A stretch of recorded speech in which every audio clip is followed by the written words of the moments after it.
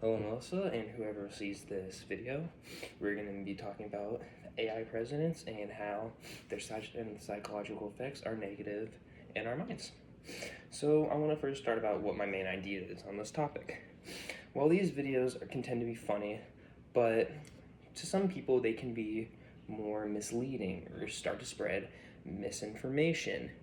And honestly, I'm on the side of both in this scenario, but I do want to talk about the reasons on why it is negative, because it can make it very difficult for our audiences to recognize this manipulated content. Moving on to our main stars of this. So let's get this in angle. So hopefully you can see it.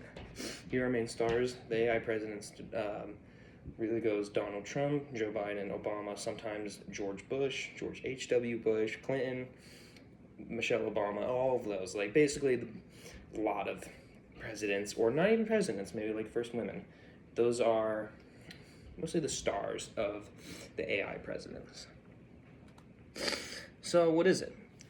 So they are recent presidents, and it's basically them either going around playing video games or going into stores, or basically just doing what you would do in our everyday lives, but people just make videos about it.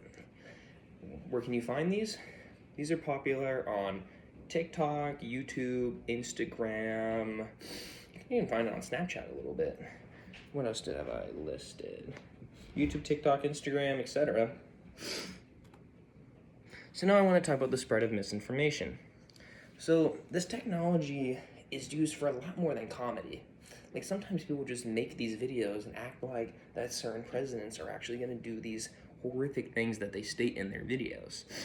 Or there's fake political videos that can spread online to people who really don't know what's going on in the world.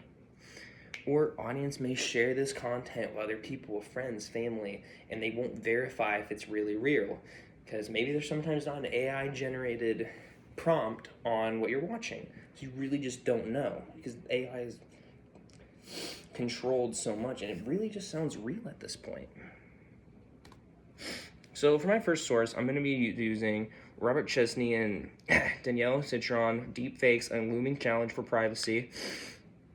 This is my first source, and the quote I'm using is "Deepfakes threaten to erode trust in audio-visual evidence." My explanation is, this quote shows that AI-generated videos became more realistic. People may stop trusting videos as reliable evidence. Viewers cannot tell the difference between real and fake content. The media literacy becomes more important than ever. For my second source is by Christian Thackeray and Andrew Chadwick, Deepfakes and Disinformation, exploring the impact of sympathetic political video on defection, uncertainty, and trust in news. This was retrieved, when it was retrieved on, it was retrieved in 2020. So my quote that I've used is called "Exposure to Deepfakes that Increase Certainty about the Truthfulness of Information." So this quote supports the idea that AI-generated videos can make it harder for audiences to know what information is accurate. Even when people recognize a video is fake, repeated exposure to manipulated media can create confusion and reduce trust in legitimate sources, such as our news organizations. So the impact on media literacy. How does this connect to news? So the media literally means evaluating and questioning our information, which is what we've been doing this entire term. The constant exposure to AI-generated content can make it harder to identify trustworthy sources, or young audiences are especially vulnerable because much of their news comes from social media. So it's kind of hard to ask questions because I am doing this online. If you're watching an AI president video, could you immediately tell it was AI generated? Do you think social media showed up to require a label as an AI generated content? Or are AI president videos harmless entertainment or a potential problem? I'll answer some of these questions myself. As someone who enjoys these president AI videos, I think they can be bad, I think they can be good, but I think if we're looking on the psychological effects, I think it can be bad. I could immediately tell, kind of. At first I did think it was not, but it made me believe that maybe they do play video games on the weekends.